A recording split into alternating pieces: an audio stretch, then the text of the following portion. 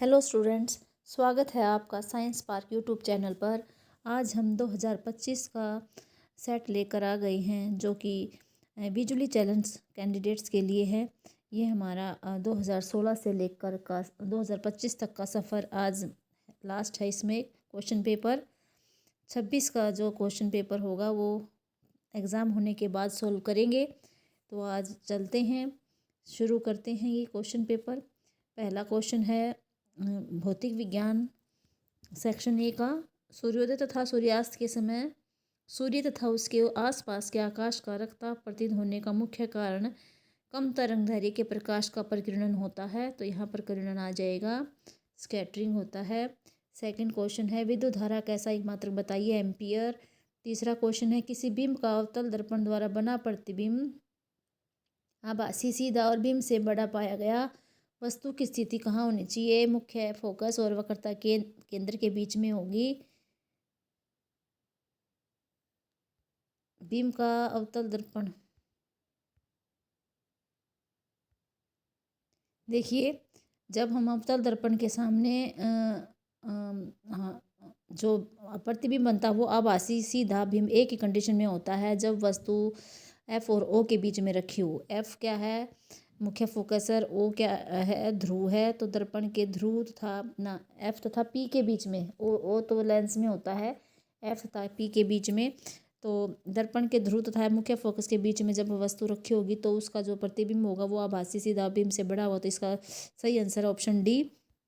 अगला क्वेश्चन देखिए, चौथा, किसी विद्युत धारावाही सीधी लंबी परिनालिका के भीतर चुंबकीय क्षेत्र सभी बिंदुओं पर समान होता है। इसका ऑप्शन जो है ये डी आ जाएगी। डी सही आंसर है। अभिकथन कारण वाला देखना, यदि प्रतिरोध दुगना हो जाए तो विद्युत धारा आधी रह जाती है। आर जो है आधी रह जाती, इसका मतलब क्या है? दोगुना हो जाने से आधी रह जाए। किसी प्रतिरोधक से प्रवाहित होने वाली विद्युत धारा उसके प्रतिरोध के व्युत्क्रमानुपाती होती है। ये ठीक है भाई। ओम का नियम के अनुसार क्या कहता है? V equal to I R और R equal to V upon I हो जाएगा। तो R दुगुना हो जाएगा तो जो है व्युत्क्रमानुपाती होगी तो विद्युत धारा आधी रह जाएगी। ठीक, ये सत्य है। और ये दूसरी बात भी सत्य है। इसका सही व्याख्या भी करता है। तो इसका जो राइट आंसर है, सही आंसर है वो ए ऑप्शन है। अभिकथन ए व कारण दोनों सत्य हैं तथा कारण आर अभिकथन ए की सही व्याख्या है। तो अगला क्वेश्चन देख लीजिए, छठा क्वेश्चन है किसी अंतरिक्ष यात्री को आकाश नीले की अपेक्षा काला क्यों प्रतीत होता है? ये बहुत बार क्वेश्चन आ चुका है। देखिए अंतरिक्ष में वायुमंडल नहीं होता और वायुमंडल नहीं होने के कारण प्रकाश का परिकिरण नहीं हो पाता और प्रकाश का परिकिरण नहीं हो पाता, इसलिए अंतरिक्ष में अंतरिक्ष यात्री को आकाश काला दिखाई देता है। सातवां क्वेश्चन देखिए, किसी चालक का प्रतिरोध किन कारकों पर निर्भर करता है? इसमें इंटरनल चॉइस दे रखी है, पहले देख लेते हैं। 3 कारकों पर निर्भर करता है। चालक की लंबाई पर, चालक की लंबाई अगर बढ़ जाती है तो प्रतिरोध भी बढ़ जाता है, इसके समानुपाती होता है। ये चालक के अनुप्रस्थ काट क्षेत्रफल पर यह है, इसके व्युत्क्रमानुपाती होता है। यानी कि क्षेत्रफल बढ़ गया तो प्रतिरोध घट जाता है और क्षेत्रफल बढ़ जाता है तो प्रतिरोध घट जाएगा। चालक की प्रकृति पर निर्भर करता है। अगर तार है तांबे का है, एल्यूमिनियम का है, निक्रोम का है, इनमें मतलब अलग अलग धातु का अगर तार है तो उसके प्रतिरोध भी अलग अलग होता है, इसलिए उसकी वो प्रतिरोध उसकी चालक की प्रकृति पर भी निर्भर करता है। तो ये क्वेश्चन हो गया है। अगला देखिए, या में दे रखा है या तो आप ये क्वेश्चन करना है या फिर ये 12 वोल्ट विभवांतर के 2 बिंदु के बीच 2 कूलाम आवेश को ले जाने में कितना कार्य किया जाएगा, ये वाला करना है। देखिए ये न्यूमेरिकल है, यहाँ पर विभवांतर 12 वोल्ट दे रखा है और आवेश जो है Q है 2 कूलाम दे रखा है। तो कार्य पूछा गया है, कार्य निकालना है। कार्य निकालने का फार्मूला जो है वह विभवांतर का होता है किया गया कार्य बटे कूलाम आवेश जो है। इसका W निकालेंगे तो V क्यू हो जाएगा, 12 की 2 से गुणा कर देंगे तो 24 जूल आ जाएगा कार्य। तो ये 2 नंबर का क्वेश्चन था। आप चाहे ये 7वां ये प्रतिरोध वाला करते, चाहे न्यूमेरिकल। अगला क्वेश्चन देखिए, 8वां क्वेश्चन है विद्युत परिपथों द्वारा परिपथ तथा साधित्रों में सामान्यतः उपयोग होने वाले 2 सुरक्षा उपायों के नाम लिखे। देखिए 2 नंबर का क्वेश्चन है, सिर्फ 2 नाम लिखने हैं, विद्युत फ्यूज और भूसंपर्क तार। ठीक है। 9वां क्वेश्चन देखिए, प्रकाश के परावर्तन के नियम लिखिए। ये भी बहुत बार क्वेश्चन आया है। आपतित किरण, परावर्तित किरण तथा आपतन बिंदु पर अभिलंब तीनों एक ही तल में होते हैं। दूसरा है आपतन कोण तथा परावर्तन कोण हमेशा बराबर होते हैं। इसका दूसरा भाग है अवतल दर्पण के मुख्य फोकस की परिभाषा लिखिए। ये 2 नंबर का ही क्वेश्चन है। मुख्य फोकस की परिभाषा देखिए। अवतल दर्पण के मुख्य अक्ष के समानांतर प्रकाश की किरण जब दर्पण से टकराती है तो परावर्तन के बाद परावर्तित किरण जिस बिंदु से गुजरती है उस बिंदु को अवतल दर्पण का मुख्य फोकस कहते हैं। तो ये आपका ये हो जाएगा मुख्य फोकस की परिभाषा। अगला क्वेश्चन है 10वां। किसी व्यक्ति के चश्मे में अवतल लेंसों का उपयोग करने की सलाह दी गई है। डॉक्टर ने कहा कि अवतल लेंस लगेगा।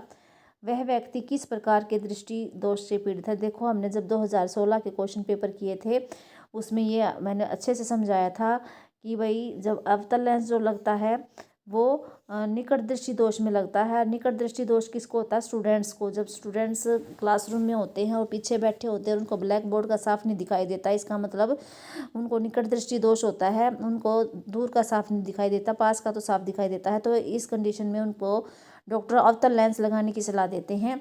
तो निकट दृष्टि दोष याद रखना है और अवतल लेंस लगेगा। और इस दोष के 2 कारण बताने हैं। क्या है? अभिनेत्र लेंस की वक्रता का अधिक होना और दूसरा है नेत्र गोलक का लंबा हो जाना। ये 2 कारण हैं, 2 पूछे गए। तो 3 नंबर का क्वेश्चन है, तो आप ये बातें लिख देंगे तो 3 नंबर आपको मिल जाएंगे। व्याख्या कीजिए कि ग्रह क्यों नहीं टिमटिमाते हैं। देखिए, ये भी बहुत बार क्वेश्चन आ गया है। ग्रह क्यों नहीं टिमटिमाते? क्योंकि ग्रह पृथ्वी के बहुत पास होते हैं, इसलिए इन्हें विस्तृत स्रोत के रूप में माना जाता है। यदि हम ग्रह को बिंदु साइज का के अनेक प्रकाश स्रोतों का संग्रह मान लें, मान लीजिए ग्रह है, बहुत सारे बिंदु साइज के प्रकाश स्रोत हैं और उनको उसका संग्रह मान लिया, यानी बहुत सारे हैं उसमें। तो सभी जो बिंदु साइज के प्रकाश स्रोत से हैं, जो हमारे नेत्र में प्रवेश करने वाले प्रकाश की मात्रा में कुल परिवर्तन, उनमें जो परिवर्तन होगा वो उसका औसत मान 0 होगा। इसी कारण टिमटिमाने का प्रभाव निष्प्रभावित हो जाएगा। तो इस तरह से नज़दीक है और नज़दीक से जो प्रकाश जो दूरी तय करेगा तो इसमें ज़्यादा टिमटिमाहट नहीं, ज़्यादा मतलब परिवर्तन जो होगा वो ना के बराबर होता है, इसलिए हमें ये ग्रह टिमटिमाते हुए दिखाई नहीं देते। तो ये क्वेश्चन जो है इसके इंटरनल इसमें था, चॉइस में था 10वें में, या तो आप ये वाला करना है या ये वाला करना है। 3 नंबर में क्वेश्चन आया हुआ है। अगला है चुंबकीय क्षेत्र रेखाओं के 3 गुण पूछे गए हैं। 3 नंबर में है चुंबकीय क्षेत्र रेखाओं के गुण है। चुंबकीय क्षेत्र रेखाएं उत्तर ध्रुव से प्रकट होती हैं और दक्षिण ध्रुव पर विलीन हो जाती हैं। दूसरा है चुंबकीय क्षेत्र रेखाएं कहीं भी एक दूसरे को प्रतिच्छेद नहीं करती। छठ चुंबक के भीतर चुंबकीय क्षेत्र रेखाओं की दिशा दक्षिण ध्रुव से उत्तर ध्रुव की ओर होती है, इसलिए चुंबकीय क्षेत्र रेखाएं बंद वक्र होती है। 3 नंबर का क्वेश्चन है। अब हमारा स्टार्ट हो जाता है रसायन विज्ञान। रसायन विज्ञान का पहला क्वेश्चन है फिल इन द ब्लैंक्स है। जिन अभिक्रिया में ऊर्जा अवशोषित होती है उन्हें ऊष्माशोषी अभिक्रिया कहते हैं। अगला क्वेश्चन है धातु के साथ अम्ल की अभिक्रिया होने पर कौन सी गैस निकलती है? हाइड्रोजन गैस निकलती है। 1-1 नंबर के क्वेश्चन चल रहे हैं। सिट्रिक अम्ल किस में पाया जाता है? टमाटर में तो ऑक्जेलिक अम्ल होता है, इमली में टार्ट्रिक अम्ल होता है, तो नींबू में है जो सिट्रिक अम्ल होगा, खट्टे दूध में है वो लैक्टिक अम्ल होता है। तो इस तरह से ये सी ऑप्शन सही आंसर है। नींबू में सिट्रिक अम्ल नींबू में पाया जाता है। अगला 15वां क्वेश्चन भी 1 नंबर का है। ब्यूटेनोन चतु कार्बन यौगिक है जिसका प्रकार्यात्मक समूह है कीटोन। इसका जो है आंसर आ जाएगा कीटोन, बी ऑप्शन। एल्कोहल का OH होता है और कार्बोक्सिलिक अम्ल इसका ओइक अम्ल होता है। अल्कोहल ओल होता है, एल्डिहाइड होता है। 16 में देखिए अभिकथन और कारण है। अभिकथन धातु ऊष्मा की कुछ सुचालक है, सत्य है। सिल्वर तथा कॉपर ऊष्मा के सबसे अच्छे चालक हैं, ये भी सत्य है। तो अभिकथनीय और कारण दोनों सत्य और कारण अभिकथनीय की सही व्याख्या है, यानी कि ये दोनों इसके एग्जाम्पल हो गए तो ये व्याख्या हो गई। 17वां देखिए 17वां क्वेश्चन क्या है? वियोजन अभिक्रिया संयोजन के विपरीत क्यों मानी जाती है? तो ये देखिए वियोजन अभिक्रिया में एक अभिकारक से 2 उत्पाद बनते हैं, जबकि संयोजन अभिक्रिया में 2 अभिकारक जुड़कर एक उत्पाद बनाते हैं। तो उल्टा हो गया, बिल्कुल विपरीत हो गया। उससे 1 से 2 बन रहे हैं वियोजन में, संयोजन में 2 से 1 बन रहा है। वियोजन अभिक्रिया में ऊष्मा अवशोषित की जाती है, वियोजन अभिक्रिया में ऊष्मा दी जाती है। बिना ऊष्मा के वियोजन अभिक्रिया नहीं होती। संयोजन अभिक्रिया तब होती है तब ऊष्मा निकलती है। तो ये दोनों इस तरह से विपरीत माने जाते हैं। 18वां क्वेश्चन देखिए, ये 17वां 2 नंबर का ही है। 18वां भी देखिए परिभाषा देनी है जंग और खनिज की। जंग देखो नीचे दे रखा है, लंबे समय तक आर्द्र वायु में रहने पर लोहे पर भूरे रंग के पदार्थ की परत जम जाती है जिसे जंग कहते हैं। उस भूरे रंग के पदार्थ को क्या कहेंगे? जंग कहेंगे। खनिज क्या होता है? पृथ्वी की भू प्रॉपर्टी में प्राकृतिक रूप से पाए जाने वाले तत्व या यौगिकों को खनिज कहते हैं। तो ये हो गया। अगला देखिए, इंटरनल चॉइस दे रखी है इसमें 18वें क्वेश्चन में।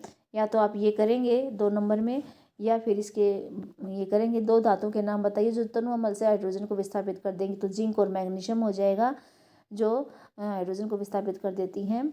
और 2 ऐसी बतानी है धातु जो ऐसा नहीं कर पाती, वो तांबा और चांदी है, क्योंकि हाइड्रोजन से तांबा चांदी जो है हाइड्रोजन से कम अभिक्रियाशील है, तो ये उस हाइड्रोजन को विस्थापित नहीं कर पाएंगी।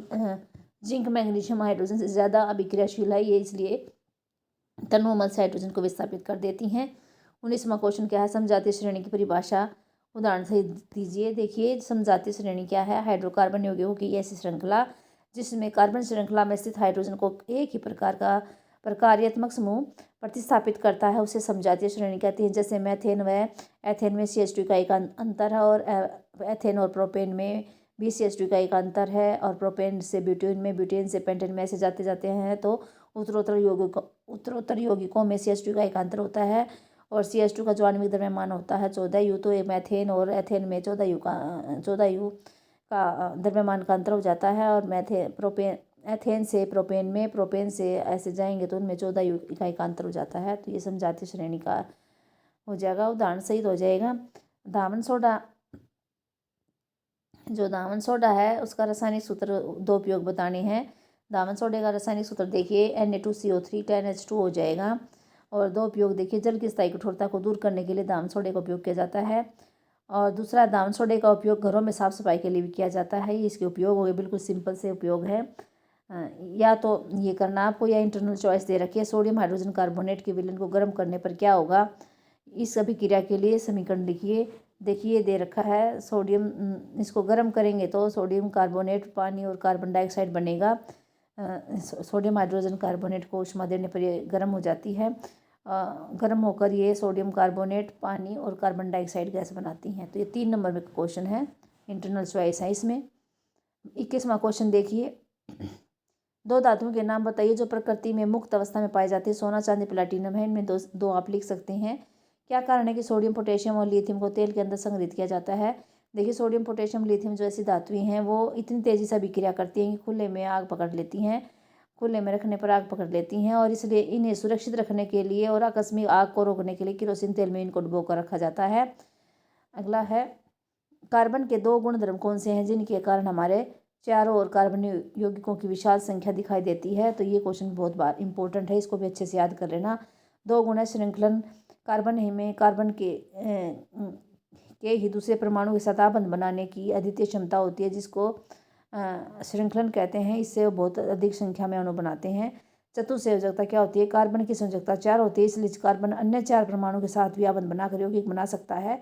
जैसे ऑक्सीजन, हाइड्रोजन, नाइट्रोजन, क्लोरीन आदि के साथ यौगिक ये बना सकता है। और एक्सप्लेन कर रखा है। श्रृंखलन ये हुई श्रृंखलन जो है इसमें कार्बन यौगिक के 3 तरह के बता रखे हैं आपके सिलेबस में। एक तो कार्बन की लंबी श्रृंखला, एक कार्बन की अनेक शाखाओं वाली श्रृंखला, और तीसरे हैं वलय। तो कार्बन की लंबी श्रृंखला में संतृप्त और असंतृप्त यौगिक आ जाते हैं। संतृप्त यौगिक कौन से होते हैं? वे यौगिक जिनमें कार्बन कार्बन के बीच में एक कला बंध हो, जैसे एल्केन। इसका जनरल फार्मूला है CnH2n+2n, जहाँ पर कार्बन की संख्या होती है। तो ये देखिए, methane, ethane, propane, butane, pentane, hexane, ये सब क्या है? एल्केन है। इनमें कार्बन कार्बन के बीच में एक कला बंध होता है। असंतृप्त यौगिक वे होते हैं जिनमें कार्बन कार्बन के बीच में द्वि या त्रिया बंध होते हैं, जैसे एल्कीन, अल्काइन। एल्कीन का जनरल फार्मूला CnH2n होता है, और अल्काइन का जनरल फार्मूला CnH2n-2 होता है, जो नीचे यहाँ लिख रखा है ये।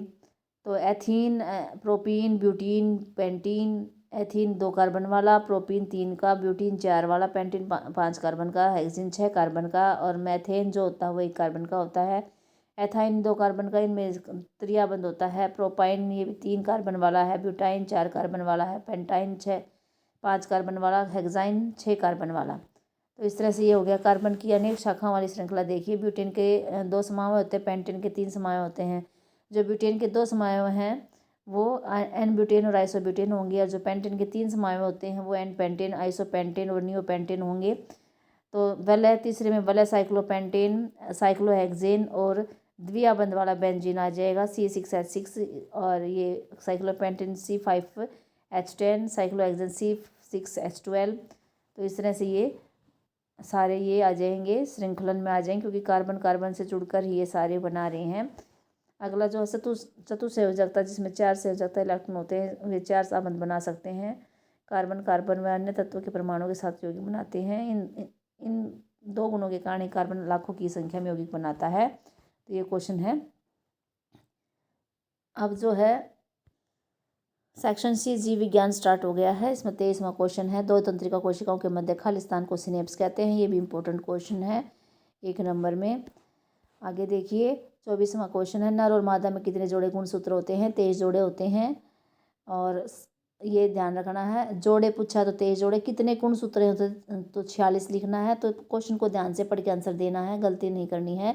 स्वपोषी पोषण के लिए आवश्यक है कार्बन डाइऑक्साइड, सूर्य का प्रकाश, क्लोरोफिल, उपरोक्त सभी आवश्यक हैं। तो डी इसका सही आंसर है। निम्नलिखित में से कौन मानव में मादा जनन तंत्र का भाग नहीं है? अंडाशय, गर्भाशय, डिंबवाहिनी, तीनों तो मादा के हैं। जो नहीं है वो शुक्रवाहिका है। सी इसका सही आंसर है। 27वां क्वेश्चन अभिकथन और कारण वाला है। यदि अंड कोशिका का निषेचन नहीं होता, वह लगभग 1 दिन तक जीवित रहती है। ये सत्य है। अंडाशय प्रत्येक माह एक अंड का मोचन करता है। ये भी सत्य है। अंडाशय प्रत्येक माह एक अंड का मोचन करता है। ये भी सत्य है। ये दोनों सत्य है, लेकिन आर जो है अभिकथन ए की सही व्याख्या नहीं है। बी ऑप्शन हो जाएगा। मानव में बच्चे का लिंग निर्धारण कैसे होता है? ये very very very important question है। मनुष्य में 23 जोड़े गुणसूत्र होते हैं। 22 जोड़े जो है कायिक गुणसूत्र या अलिंगी गुणसूत्र होते हैं, और 1 जोड़ा लिंग गुणसूत्र होता है। मादा में लिंग गुणसूत्र XX होते हैं, और नर में XY होते हैं। मादा सिर्फ X गुणसूत्र X युग्मक ही बनाती है, और पिता 2 तरह का युग्मक बनाता है, X और Y।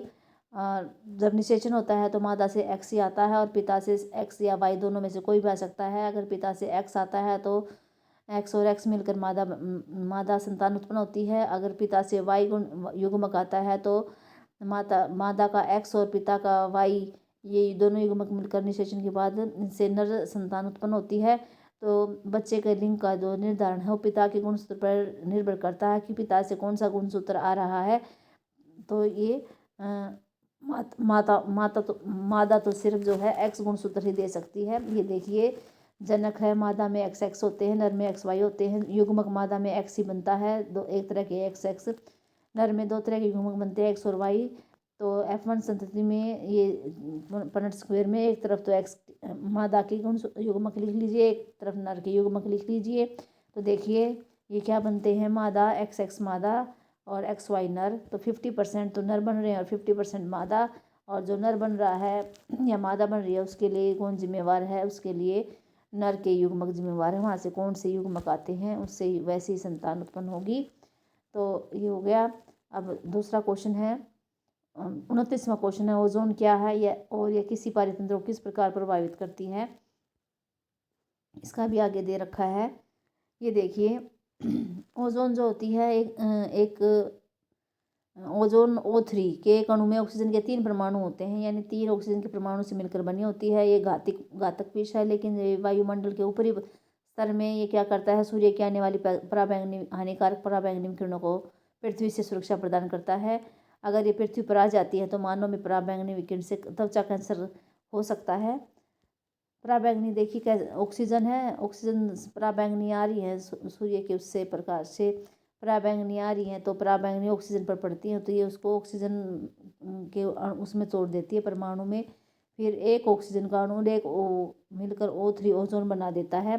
पराबैंगनी विकिरण ऑक्सीजन O2 अणुओं को विघटित कर स्वतंत्र ऑक्सीजन परमाणु मुक्त करते हैं।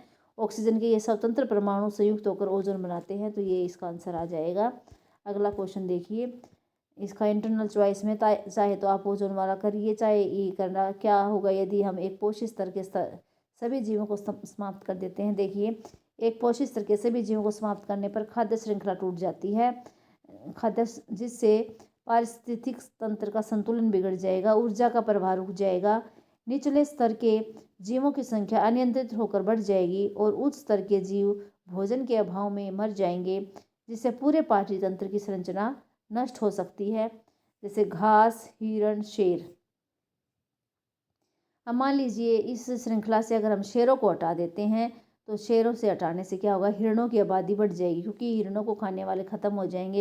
हिरण की आबादी बढ़ने से क्या होगा, ज़्यादा हिरण होने से क्या होगा, उनका जो भोजन है वो घास फूस होता है, तो वो घास को ख़त्म कर देंगे, जिससे भोजन की कमी हो जाएगी। भोजन की कमी होने से घास भी ख़त्म हो गया है, शेर भी नहीं है, हिरण हिरण है, हिरण वो भोजन की कमी से खुद मर जाएंगे। तो इस तरह से पूरा पारिस्थितिक तंत्र का संतुलन बिगड़ जाएगा।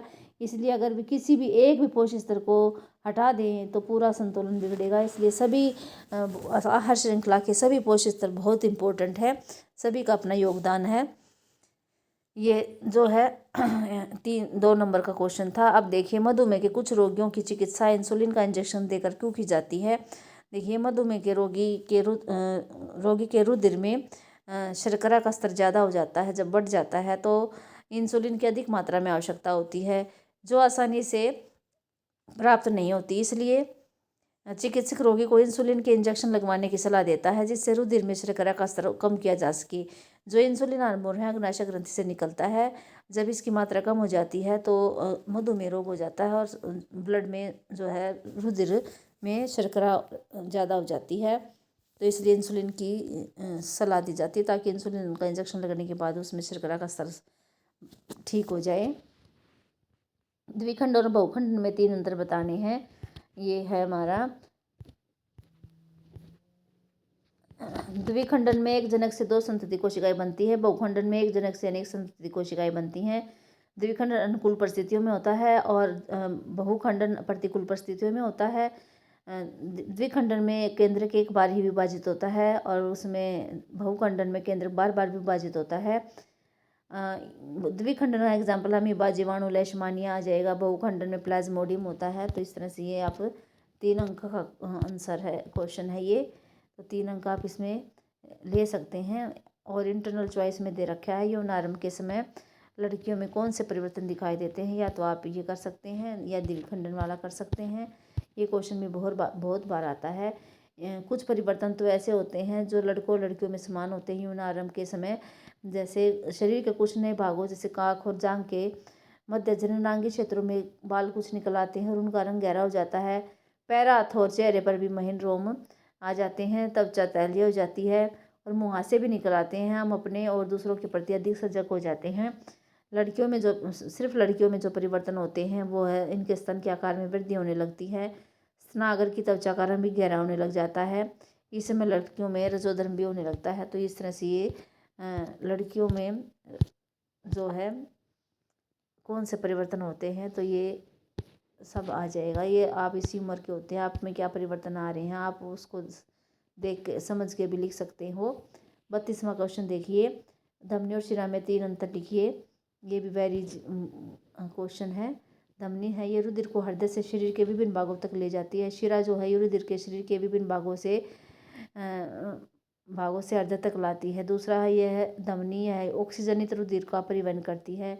शिरा यह विऑक्सीजनित रुधिर का परिवहन करती है। तीसरा, धमनी की भित्ति मोटी और लचीली होती है, क्योंकि हृदय से रुधिर उच्च दाब से निकलता है, इसलिए मोटी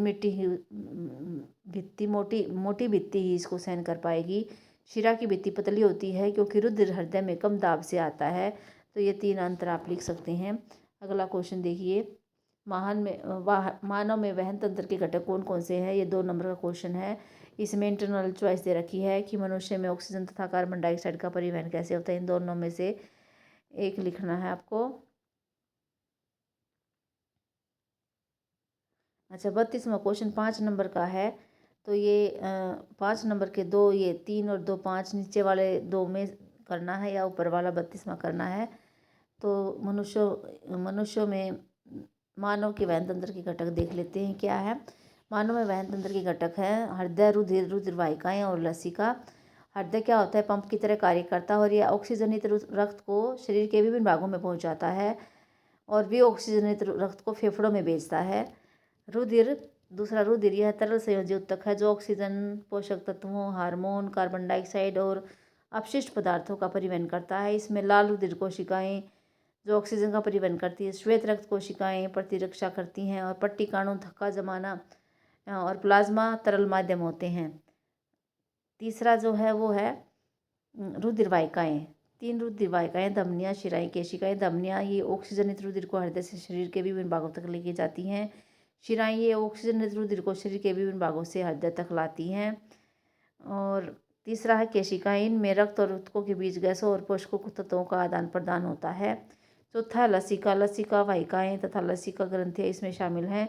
ऊतक तरल पदार्थ को रक्त प्रवाह में वापस लौटाता है और प्रतिरक्षा में मदद करता है। अगला क्वेश्चन देखिए, मनुष्यों में ऑक्सीजन और कार्बन डाइऑक्साइड का परिवहन कैसे होता है? 5 नंबर में से 3 नंबर का ये क्वेश्चन है, लास्ट क्वेश्चन चल रहा है। मनुष्यों में ऑक्सीजन और कार्बन डाइऑक्साइड का परिवहन रक्त के माध्यम से होता है। ऑक्सीजन का परिवहन मानव के प्रत्येक फेफड़े में अनेक सूक्ष्म कुपिकाएँ होती हैं। कुपिका पर रुधिर वाहिका का जाल बना होता है। इनमें से बहने वाला रुधिर जब कुपिकाओं की सतह के संपर्क में आता है तो कुपिका में भरी वायु में से ऑक्सीजन विस्तारित होकर लाल रुधिर कणिकाओं में विद्यमान हीमोग्लोबिन से जुड़ जाती है और शरीर की सभी कोशिकाओं में पहुंच जाती है। कार्बन डाइऑक्साइड का परिवहन। कार्बन डाइऑक्साइड जल में अधिक विलय होती है, इसलिए इसका परिवहन हमारे रुधिर में विलय अवस्था में ज़्यादा होता है। शरीर की सभी कोशिकाओं में कार्बन डाइऑक्साइड बनती है। वहाँ पर ऊतकों और रुधिर के बीच में गैसों का आदान प्रदान होता है। ऑक्सीजन युक्त ऊतकों में चली जाती है और ऊतकों में बनी कार्बन डाइऑक्साइड रुधिर में आ जाती है और इस तरह से यह कार्बन डाइऑक्साइड कुपिका कोश में पहुंचती है। यहाँ गैसों का आदान प्रदान होता है। ऑक्सीजन रुधिर में प्रवेश कर जाती है और कार्बन डाइऑक्साइड फेफड़ों में आ जाती है और फेफड़ों से बाहर निकाल दी जाती है। इस तरह से ये क्वेश्चन हो गया है हमारा। अगले देखिए, अब 2 नंबर का शिराएँ क्या होती हैं, क्या करती हैं? शिराएँ रुधिर वाहिकाएँ होती हैं जो विभिन्न अंगों से विऑक्सीजनित रुधिर को इकट्ठा करके वापस हृदय में ले जाती हैं। शिराओं की दीवार मोटी नहीं होती क्योंकि रुधिर में दाब नहीं होता, बल्कि शिराओं में रुधिर को एक दिशा में प्रवाहित करने के लिए वाल्व होते हैं। तो ये शिराएँ हैं, ये इनके कार्य भी दे रखे हैं। ये हमारा जो है 2025 का जो है विजुअली चैलेंज कैंडिडेट्स का जो है क्वेश्चन पेपर सॉल्व हो गया है। हमने 2016 से 2025 तक के सभी क्वेश्चन पेपर सॉल्व कर दिए हैं। अब आपको इनसे तैयारी करनी है। हम अभी 12वीं क्लास के जो हैं क्वेश्चन पेपर सॉल्व करेंगे। कोई अगर बच्चा कोई 12वीं में है तो उसको आप वो वीडियो चैनल के बारे में बता देना। तो आप अगर आपको वीडियो पसंद आ रही है तो लाइक करें, कमेंट करें ज़रूर।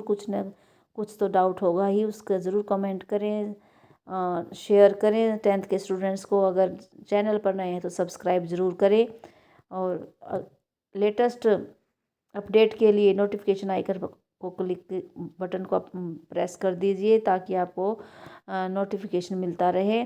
और चलते हैं, अगली वीडियो में मिलेंगे हम। कल बायोलॉजी का क्वेश्चन पेपर लेकर आएंगे। तब तक के लिए धन्यवाद।